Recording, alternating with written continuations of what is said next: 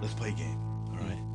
On the count of 3, name your favorite dinosaur. Don't even think about it. Just name it. Ready? 1, 2, 3. Velociraptor. What? Did we just become best friends? Yup. You want to go do karate in the garage? Yup. This is the Karate in the Garage podcast with Mason Merrill and Weston Toth. Welcome back to another edition of the Karate in the Garage podcast. I'm your host, Mason Merrill, and with me again today is my co-host, Weston Toth. How are you, sir? I am doing pretty stinking fantastic. How are you doing, my friend? I'm doing good, man. I'm excited to be here talking to you again. I've been sick the last couple of weeks, which has been brutal. I had a sick kid, and then I was sick after that. So, like the whole Super Bowl, which sucked anyway. I was sick. I was in bed with like fever, chills. Do you have the flu, or do you go to the doctor? Just kind of like sweat it out. What happened? I just sweated it out. Just I don't think I had the flu because I never got real bad. But it was just enough to like keep me down, you know. Yeah, well, hey, if you're gonna have the flu or be super sick during one Super Bowl, this one was definitely it because it was terrible. Yeah, I told my wife, I'm like, I'm a huge Dallas Cowboys fan, and you know they got kind of far in the playoffs, and I told my wife, I'm like, I'm so glad they're not in the Super Bowl this year because I would be dead watching it right now because I'm so like out of it. Yeah, for sure. I know that's one that you just got to go hype for, but yeah, man, and I would have had like a big party and everything. It was so crazy this year because, obviously the Saints should have been in it. Like there was a call that even, New York said the NFL were like, yeah, we messed up. Like this should have ended the game and the Saints should be in the Super Bowl, but they wouldn't retract it. So it's like, what do you do? They got robbed for sure. Yeah. 100%. I feel for Drew Brees. I'm a big Falcons fan too, so I feel just a little bit bad for him, but because they're rivals. But I know you're a Falcons fan too, so. Yeah, but I'm a Falcons fan, but I'm also just a fan of good football. And most Saints fans will just like trash the Falcons so hard. And when we're playing each other and just in general, I'm going to trash them. But I think Drew Brees is one of the best quarterbacks in the NFL. And they deserve to go. They were the better team. And obviously that showed. Him and Tom Brady both. I mean, they're just great guys in general, and that it would have been such an awesome matchup for them to go at it. Maybe what would have been Drew Brees' last rodeo. So, but anyway. I guess we're now the Karate in the Garage video game and sports podcast. Well, hey, you were the one talking about it. We're people of many interests, and most people they watch the Super Bowl at least, and they know that it was trash. So yeah, that was horrible. It was the worst in history, in recent history.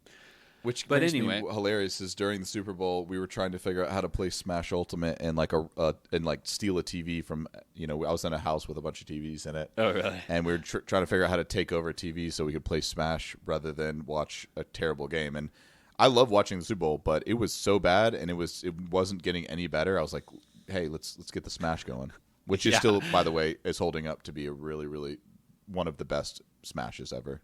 Oh man, I love that game. I have been drenched with Kingdom Hearts fun recently, so I haven't really gone back to Super Smash, but that it definitely is really good. I haven't unlocked even half of the characters. I only think I have like 10 over, unlocked only 10 over what the game came with. So I've got a long way to go on that. Yeah.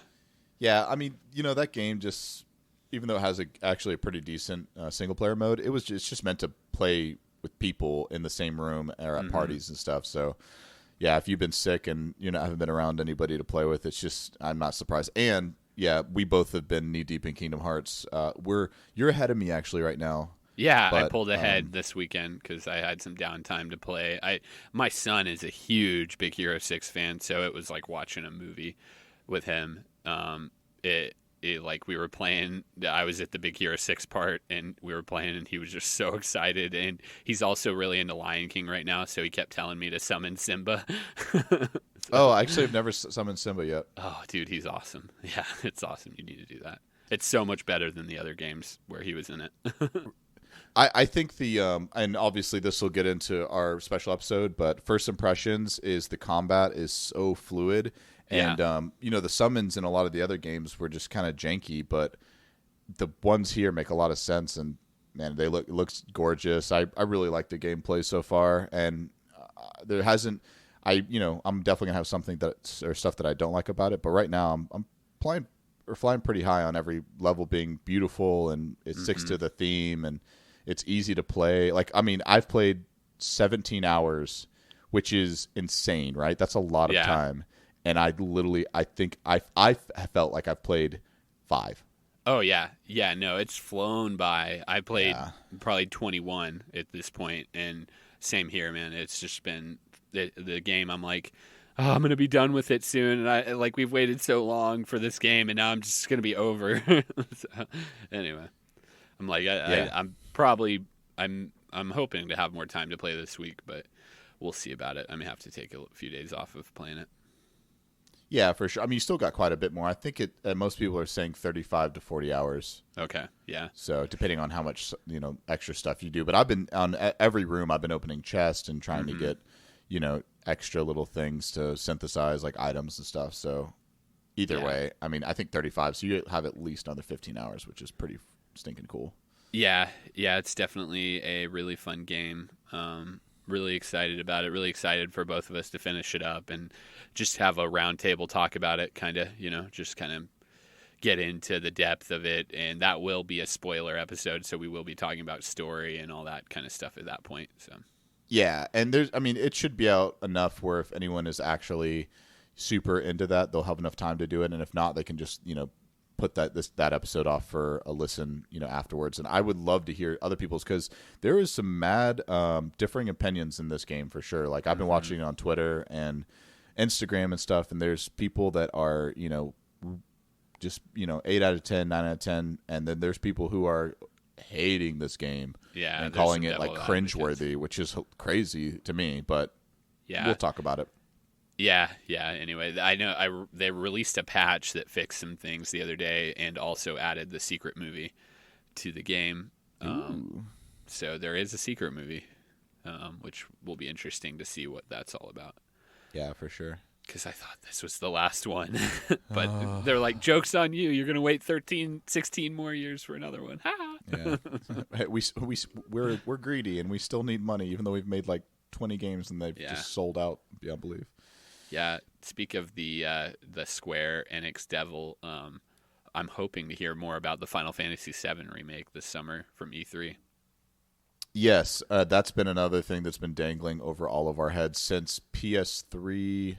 Let me think of what year they first said they were going to do it, and it just teased us. I mean, it was so long ago. Like the fact they haven't done that is insane. But hey, whatever. The whole team that was working on the game, it's still working on it, and Tetsuya Nomura took the whole team that was working on Kingdom Hearts over to that game now. So hopefully they'll finish it coming up, and we'll hear something about it in the next year or so. Yeah, for sure. That'll be fun. It'll be nice to obviously they had a ton of people working on this, rightfully so. They they needed to nail it, and hopefully they'll. I mean, even if they just straight remake it. Just tweak a couple different things. I mean, I'm gonna play the crap out of that game. So. Oh yeah, for sure. Anyway, just a little side tangent on what's been going on with us. But the game at hand today, the game that we got to actually play together this week, which was fun, was Trog. It's older game. Yeah. So you never played this before, right? Nope, never even heard of it. Well, I think I've probably seen it in arcades, but it's one of those I've always passed up. So. Yeah, I mean, even in arcades, this was an oldie. I'm pretty sure it went into arcades in September 9th, 1990. Yeah, so it was a 1990 game. So it's it's 29 years old right now. Yep. But this was a game that I originally played, and we both played at this time on NES.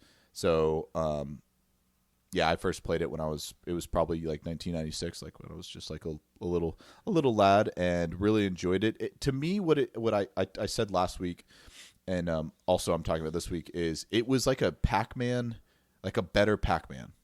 Yeah, I agree. Yeah. Yeah, it was a lot of the same kind of movements and motions, but there was a lot more to the game than there was in Pac-Man. So. Yeah, so basically it was the game itself was very simple. It's a maze game, just like Pac-Man. There's you have to run around and collect your dinosaur eggs. So you play as two characters in the NES game, either Bloop or Spike. Spike is way cooler, but I played as Bloop. And it's a maze game, so you have to run around and get your eggs, and there's cavemen trying to like beat you up and eat you, hunt you down, just like the Ghost in Pac-Man. Literally, very similar thing. For 1990, this was pretty gory. I mean, literally, like the caveman eats you. You like are just become this blob, and then it just eats you until you're just bones. Yeah. Which I thought was hilarious. Yeah, it was hilarious, and it was cool, like how they did that, because you definitely could see what was going on. It wasn't like, what's going on there, you know? Like you're definitely being eaten right now. Oh yeah, like I mean, he like the caveman, the Trogs, would literally get out like a steak knife and a fork, and straight up, like after they beat you with their club, they would just get out, and you would fall over, and as they eat you, the bones would just start exposing. It's pretty hilarious. Yeah, definitely. So yeah, like you said, for each player there was different colored eggs, and it was basically like a race to see who could collect all the eggs first and then get to their what they call the home area, which would end the game itself. Right. So every maze was essentially set on an island, so you couldn't go off of it. Like if you ran or you got cornered, you would fall off, and that would be like one of your lives. If you got eaten, that'd be one of your lives, or yeah, that's kind of like either you were going to get run over or eaten, depending on like what your enemy was, or like pounced on. Yeah, and yeah, you're trying to get your eggs and then get out. But it kind of had a similar to Pac-Man's, because once I can't remember, was it cherry or what made the ghosts where you could eat them? It was the dot in bigger font or bold. Oh, okay. Yeah. You got because there was 4 on each corners, which notably, as a side note, this game was created by Midway, which were the same developers as Pac-Man. So this was just basically like another Pac-Man game that they created. Yeah, I mean they knew what they were doing, because Pac-Man was 1980, right? It was 10 years before this. Yeah. Yeah, so they kind of had a basis of what to do, but the AI was like a little bit smarter. Yeah. And you could also like fight off the guys that were trying to beat you up too, or eat you. Yeah, Pac-Man's kind of lived on in popular form and has become like a staple in games like Super Smash and things like that. But this game was by no means a ripoff. It was just another game that the same developer created, so that's why it was really similar to that game. But it just never had the legs to keep going like Pac-Man did, because it was such an iconic brand. Yeah, which is crazy, because when I played this game, and I play, even playing Pac-Man, I don't know, 20 years ago, like when I was 9 years old, this one was so much better. Oh yeah, but for sure. I Pac-Man's just iconic, I guess. So yeah. I mean, I was in like a place they call Synergy. It's like a huge arcade the other day, and I mean, there's Pac-Man all over the place in there. Like there's like a huge screen, like literally like 2 times. I'm like 6 foot tall. It's probably a 12-foot screen Pac-Man game in there. So it's still in arcades today. It's still that iconic, Oh yeah, I mean it's all over the place. It's in all the new video game movies like Ready Player One, or it's everywhere, or Wreck-It Ralph, stuff like that. Yeah, but you said, I definitely felt like this game was way more fun and just had a lot more aspects, which is what we can get into it. With the gameplay, there was different items in the game. I think that's where you were leading to. Mm-hmm. Yeah. So there were the items in the game was the ice cube, and if you step on this, all the Trogs, which was the cavemen, will freeze, and then you can go right up to them and punch them, and then they'd shatter.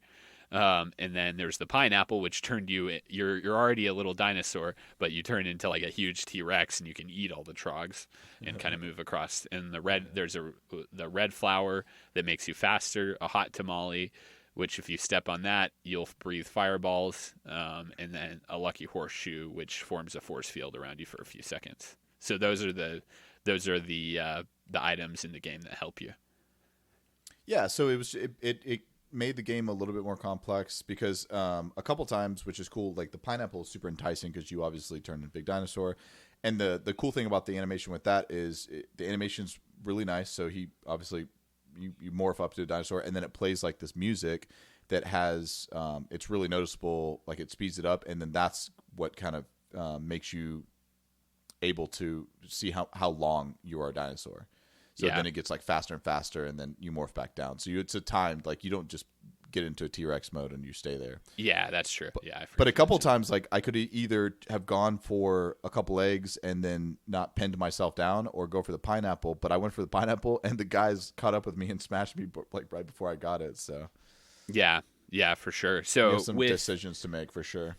Yeah, definitely. So also in the gameplay with the items that helped you, there were different things on the map that would hinder you. Like if you got a mushroom, it would make you go slower. There was fire you could walk through that would burn you, and you'd lose a life. There's a tar pit you fall into. The edges of the board weren't just walls. You could fall off. They were actually cliffs you could fall off, which we both had trouble with at times. Yeah, I mean, it was NES input, so it wasn't perfect. Yeah, it wasn't as fluid as you'd probably like it to be. And then there's a wheel, like cavemen wheels, that would run around on different maps that would crush you, and then obviously holes you could fall into. So those were the kind of things that would hinder you in the game.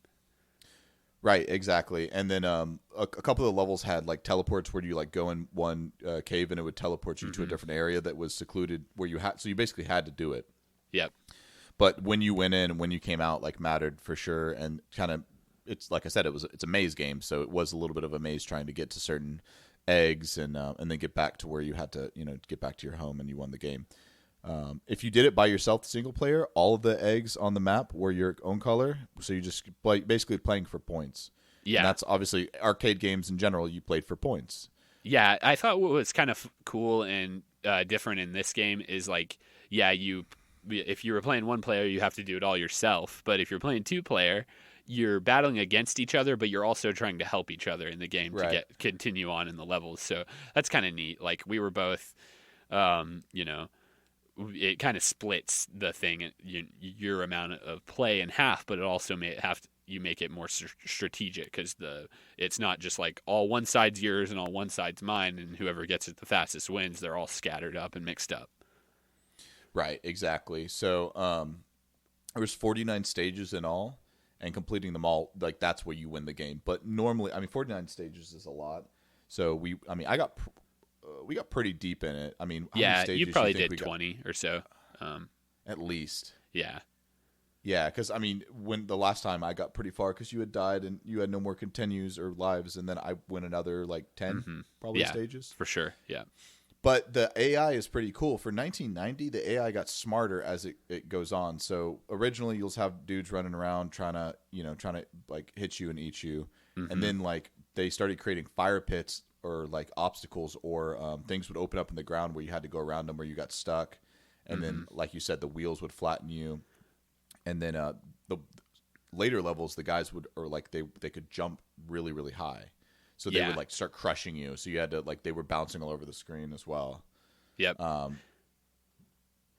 So and like you said, the game kind of, as it went on, the first level was really easy. The second level, and as it went on, the game got harder and harder and harder, which was neat. A couple things to mention: there were some bonus levels. One was called Trog Barbecue, where basically you barbecue the Trogs, correct? Right. And then a diamond mine, which was basically you just collect a bunch of diamonds instead of eggs.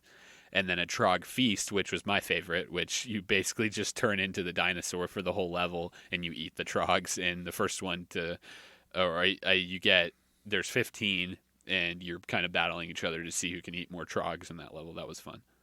Yeah, like when we did it together, I think both times one of us would win by one, by the last one. So it was pretty fair, which is fun. Yeah, just some little side notes about gameplay with this game. You started in on the level playing player one, and then the way they handled another player coming in was whenever the second player came in, it didn't just automatically split up all the eggs. It made it where both players can collect all the eggs, but after they're all collected, whoever makes to their home first wins that level. So It was kind of cool how they handled it. It didn't restart the level. The second player could kind of come in at any time and just jump in and play. Right, exactly. And it's kind of cool because the power-ups were random as well. So, like you said, in the Pac-Man, the power pellets, that's what they're called. I forgot about that. The power pellets would be stuck in the corners, or they were already predetermined. But in this one, they would just literally sprout like, oh, random pineapple, or you get the speed bonus. Or sometimes like a mushroom that slowed you down would be in your way. Like you had to take it to get to the next area. Mm-hmm. So it was, I liked the randomness of it because, like one person might be doing really well, but then the other person gets a couple power ups, or they got, it makes it a lot more even than just knowing exactly what to do. Or Pac-Man was almost like one of those games that I remember people telling me that you could find the sequence and just do the sequence. But this was a lot more random, so there was there was more skill, I think. Yeah, definitely. So the whole game takes place in what they call the Land of Og, which the Trogs lived in, which were basically just cave people. And the different landscapes were the basic island, the ice island, which was like an ice level, catapult island, which had catapults that would throw you onto different sides of the island, jumping Trog island, which were the Trogs would jump at you, and you could go under them, or they would land on top of you and smush you. River Divide Island, which there was like a river running through them. Tropical Island, and Odd-Shaped Islands. So those were the different levels sorted out in the 50 levels you're playing overall. Yeah, so I think a pretty good variety, honestly. Yeah, no, that was pretty cool how, Pac-Man, it's kind of just one, they'll switch it up, the levels and stuff, but it's just one look at the whole game, which is, there's something to say about that too, but this was cool because it had a lot of variety in backgrounds and things like that. Exactly. Yeah, and there was 3 difficulties: easy, advanced, expert, and we did it advanced and expert together, and then I did easy by myself.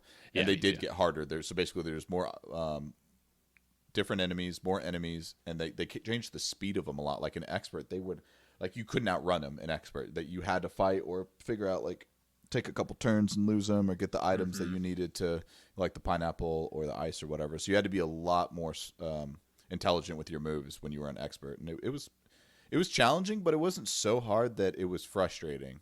Which is great. Was good. Yeah, so let's just kind of go down in the line, our usual kind of ranking system we do. Yeah. So how did you feel about the graphics of this game? I know we talked about it a little bit already, but I thought they were good. I would for 1990, like they had I guess it's called like claymation. Yeah. But they didn't try to do it, like overdo it and underdo certain parts. It was all consistent. I liked it. I thought the graphics were good for 1990. Nice. 100% agree with that.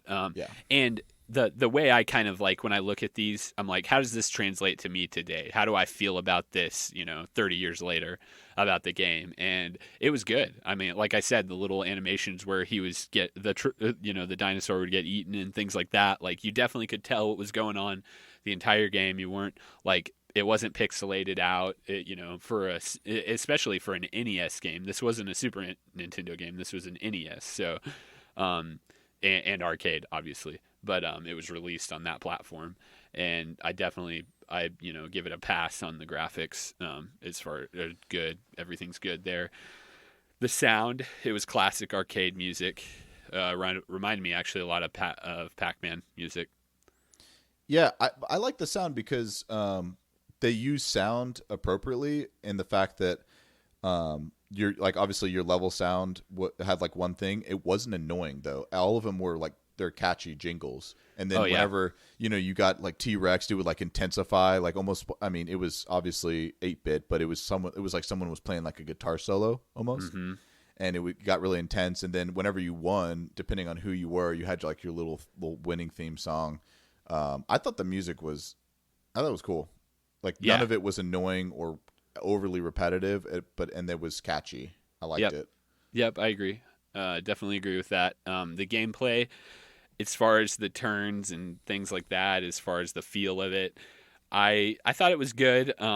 It was kind of, I don't know if it was maybe just like my controller and what I was playing, the platform I was playing on or whatnot, why the turns and stuff wasn't as fluid.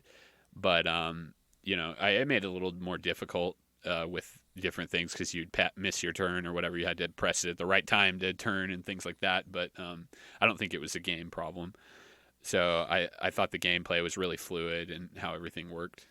Yeah, so if you remember too, like if you've played arcade games like of this, that are this old, they had like a little bit of, they weren't perfectly input lagged. So, and that's, so this one was it was playable, but there were some times where you're like, I pressed right and he didn't go right, or you had to go back. But I think that was just indicative of the time. Yeah, I played on what they call a Pac-Man table the other day at this arcade, and it was like 4-player Pac-Man. It was just like a screen in the middle of a table, and you all play.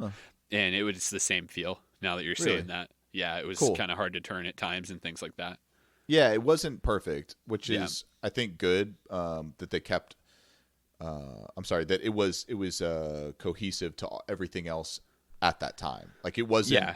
It wasn't way worse. It wasn't strides ahead. It just was kind of expected, but it didn't play bad at all. Yeah, no. Presentation of the game, it was pretty basic. You just load right into the game. There's a little opening screen, and then you choose your difficulty, and you get right into gameplay. So there was no messing around. This isn't a game that had any story to it or anything. You're just a dinosaur who's running away from cavemen while trying to collect your eggs. That's it. Yeah, I did like though that in between the levels, like it would like you'd get a little animation of a caveman thinking about like what he's gonna do, and then it would show you something from the next level. Like if one player was doing, or I think it was random, but like at one player it would be like he'd be thinking about something, and then he would think like, oh, Spike, which was the orange one, and then he think they think pizza, which means like they're gonna go after Spike more. Yeah, they're gonna attack him more. Yeah, that was cool. Yeah, or like, oh, there's going to be jumping cavemen on this next level, and that's like was kind of like your head. So there wasn't necessarily a story. It was basic, but I did like how they kind of added those little twists in there. It was nice. Yeah, definitely. I liked that. The ending after whoever won the level, that was cool. If you check out our Instagram, we'll have some gameplay video up, and you'll see at the end of the level there was like, it would say who won, and they would like kind of dance on the screen, that dinosaur. So that was pretty cool as far as presentation wise. Another thing about the presentation, I thought the scoring system was really cool and fluid. I didn't think there was any problem with that. Thought it was pretty balanced, Yeah, it was balanced, and like I said, obviously you could beat the game after 49 stages, but in general, you were just competing for points, and I think they're pretty fair. Yep. Okay, and finally, what's your lasting appeal on this game? Well, it's been 30 years, and we played it together, and I had a lot of fun, so I think the lasting appeal's there. Yeah, we were definitely yelling and screaming while we were playing this game. It was definitely a lot of fun. I think lasting appeal's there, for sure. Yeah, this is almost like a fun party game, kind of thing. If you had a bunch of people together in a room, you wanted to turn this on, you could definitely have some fun with it. If I had an old arcade game, like set up with the joysticks and everything that you could play all these old games on, this would be a game that I think anyone would come up to and have just a good time, and it's exciting. So I think lasting appeal's there. Yeah, 100%. So, all right. So what's your final rating for this game? Let's see. We got to do eggs, right? Dinosaur eggs. Yeah, 100%. Yeah. So I'm going to give this a 9 out of 10 for sure. Yep. Yeah. Absolutely. I completely agree. 9 out of 10. I don't think it probably lacked a little bit of story or something, just a little that pushed it to 10. But I think it was definitely a 9. Like they pretty much did everything that I wanted, beside maybe just a little bit more story like we were talking about. But yep. I like it. Yep. It was a good game. Go play it. Pick it up. It's fun. Just play it with 2 people, and it's a goodie.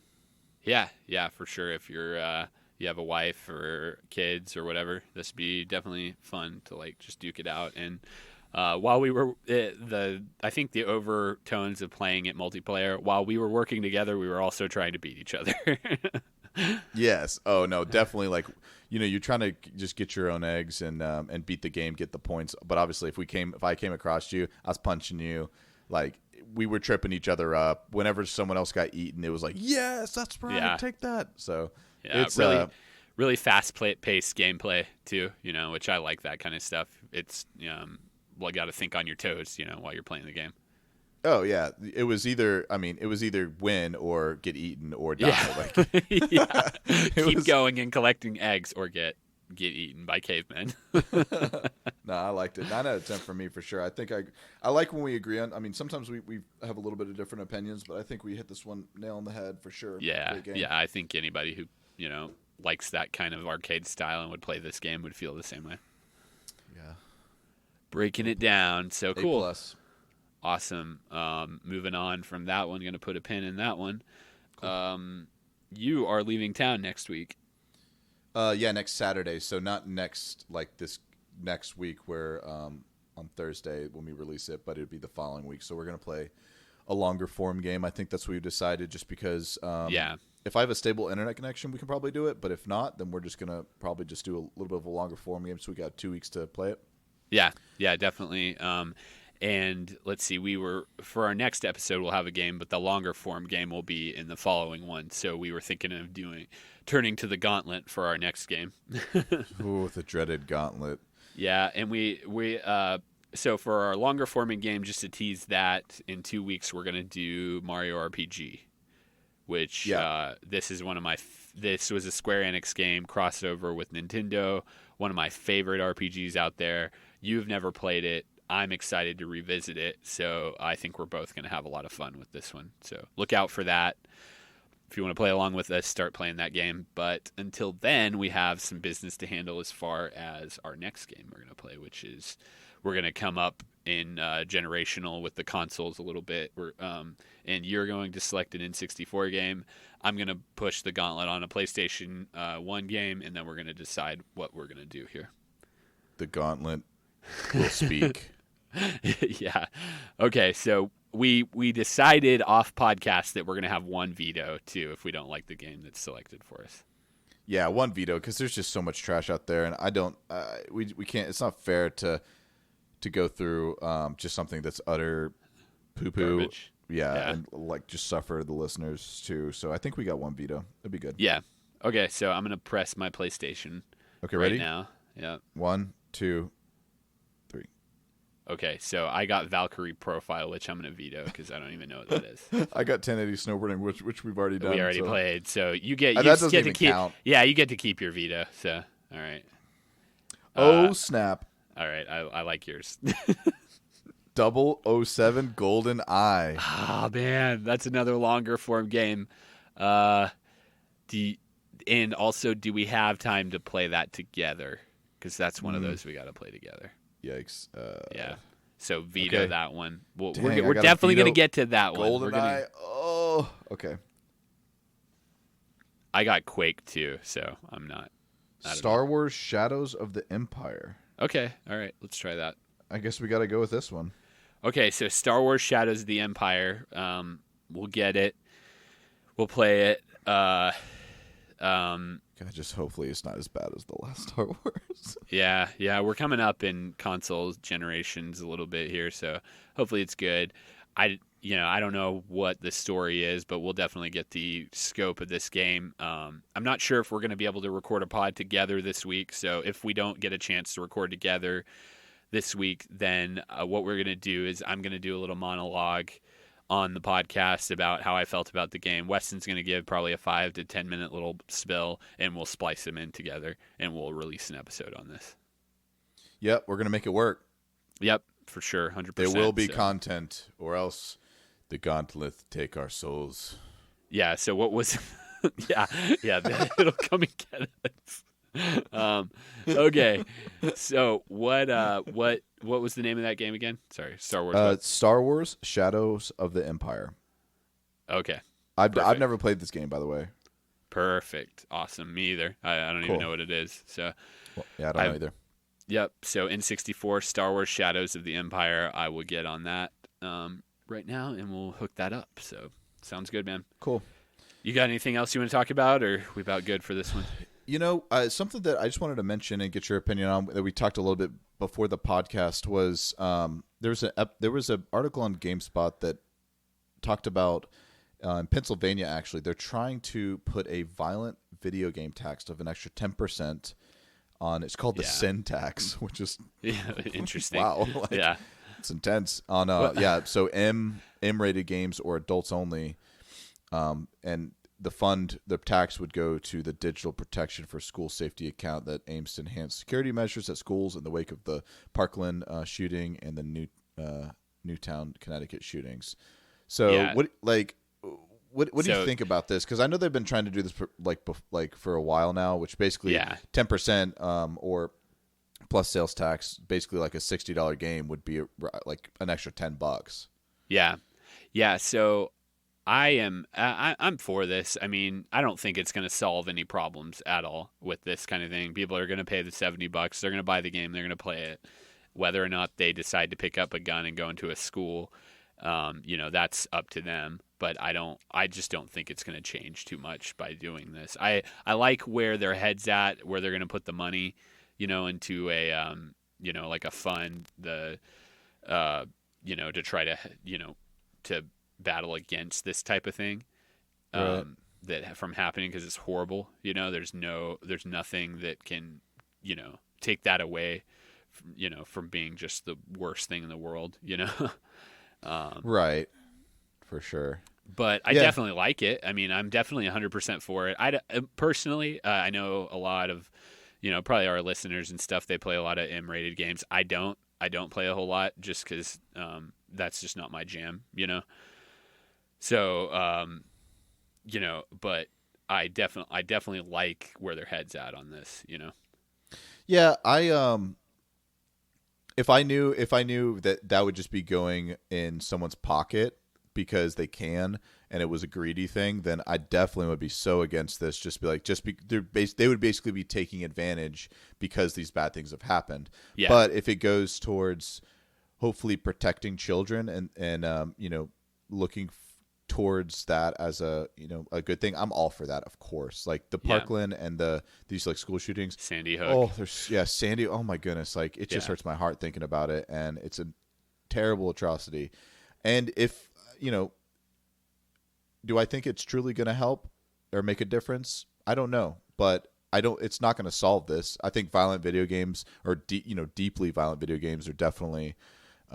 Could be, I don't know. They could be definitely contributing to some of these things, but I mean, realistically, if you just turn on the news and you see reports of war in all of different parts of the world, man, it's obviously really violent as well, and they're showing pretty graphic things. You can go on YouTube anywhere else. Like people are getting hit with like a lot of media, movies, things. Oh like that, just regular movies these days. They're so violent that is this going to make a big difference? I don't know. I think if they are going to tax it, as long as it goes to something that's going to help, this not happen anymore, then yeah, sure, I'm down with it. Like I'm like you, I don't play. Man, I probably in the past 10 years I've bought, maybe one M-rated game. I don't know, something. It's been low. A couple, maybe not one. That's an exaggeration, but just very, very minor. I don't really play them either. So, but I just thought that was kind of an interesting thing that they're trying to really pass a real bill that everything sold in the state would be. But I don't. Also, if it's just in Pennsylvania, like I feel like people would literally just go across the state or order it and ship it to. I don't know. There's workarounds, but I like where their head's at. If they're just honestly their intentions trying to help, but yeah, I mean, knows? if they could make this like a nationwide thing, that'd be cool. And I'd totally be down with that. It says the money would go into a fund called the Digital Protection for School Safety account, which is cool. I'm always down for making schools safer. I've got little ones coming up, and I'm not even sure like I'm ever going to send them to a public school just because of this problem. Yeah, man, you are in a pickle, and I think hey, that's your decision to do whatever you want. I know, like a lot of my sister's kids, they go to public school. It scares the heck out of me because, but you can't. We've already decided like either private school or just homeschool. My wife's, she's a teacher anyway. Right. So like that's where we're going with it, with our kids and stuff like that. And that's sad that they have to do that. This is the reason that, I saw something on the news the other day that they're sending kids to school with a bulletproof backpack. Now, how that's a sad real is thing. that? Yeah. How sad is that? It's like, crazy. Here, take this. You might get killed today. Seriously, that is what's going on in the world today. So anything to try to help those things and prevent those things and make schools safer, I'm down with. So good on you, Pennsylvania. I don't think it'll ever solve the problem, but, if I ever buy a game like this, I would not be sad about paying that extra 10%, if that's what it was. Yeah, for sure. I mean, if it's going to the right place, I'm all for it, whatever. I don't mind paying extra. That's basically just like a donation to charity, if you want to think about it that way. Yeah. And that's never a bad thing, whatever you're involved, charity-wise, to give more. And this one's obviously a great one, or seems like a good one, because these shootings are atrocities, and hey, whether you send your kids to school or not, or whatever, it's never a bad thing if you're trying to protect children. So yeah, and anybody who has a problem with this, they're the problem. That is how I feel about it. Those are the people that are the angry people who are the problem. Yeah, I mean, hey, like, people like their freedoms, and that's like, to not pay this, or they don't want to do this. Hey, that's up to them. I'm not. Hey, you can get the game. It's just going to be a little more expensive. That's what it's got. Right. They're not taking it away. That's true. Yeah. So it's a crazy thing. I don't know. I just thought it was like a very interesting topic that they may be doing this. And I think if they did it nationwide, it definitely would make a big difference, because one state, but maybe this is just kind of leading into something different where it'll be adopted, and it'll be a good way to, build some funds for people to use to protect children. So definitely. Who knows? Yep. Just an interesting little topic there. So. Yep, I like it. Cool. Well, moving on from that, been a good episode. Appreciate it. We will be back this week, either together or separately, like I said. And Weston, if I don't talk to you in person before you leave, have a great vacation. Oh, thanks. I really appreciate it. I'm sure we will be communicating, because it's just impossible. But if I don't, talk to you over the if I don't hear your sultry voice before. Yeah. Yeah, man, I appreciate that, and I'll try to make it work. But it'll be nice to be able to play a little bit longer form, something that I've never played and that you rave about. So I'm ready to play the Mario RPG for sure. Yeah, the characters, like, you'll finally understand, like, all the characters I've talked about for all these years, Gino and Mallow and all these people. So. Oh, cool. Yeah, man. Yeah, pretty cool. Which there's like petitions all over the internet for Gino to finally make it into Super Smash. So hopefully that's going to happen. But we'll talk about that more after you know who I'm talking about. Okay, I'm like, Gino. He sounds like an older Italian who owns like a Italian restaurant, like a pizza kitchen. Gino. Yep. You'll find out quickly why he's the best character in the game. Okay, cool, man. Well, anyway, so we'll play the Star Wars game and release that, but be looking out for some Mario RPG. Yep, absolutely. And by the way, of course, thank you again, anyone who's listening. Appreciate it. Please tell us what we could do better. Yeah. Get a little retweet or a repost on Instagram. Mason will be posting the video gameplay of the Trog. Us playing together, which is cool. We got some video of that, some footage. Yeah, for Weston sure. Weston was the blue one, and I was Spike, the cool one. Dude, you're always Spike in real life. Let's be honest.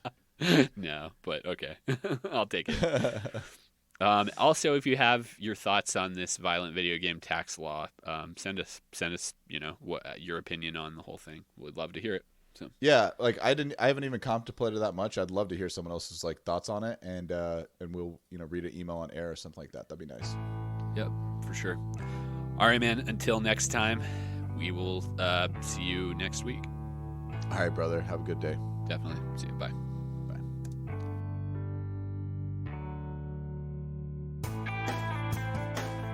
If you'd like to send us a message, you can email us at kitgpodcast@gmail.com or tweet us at kitgpodcast on Twitter.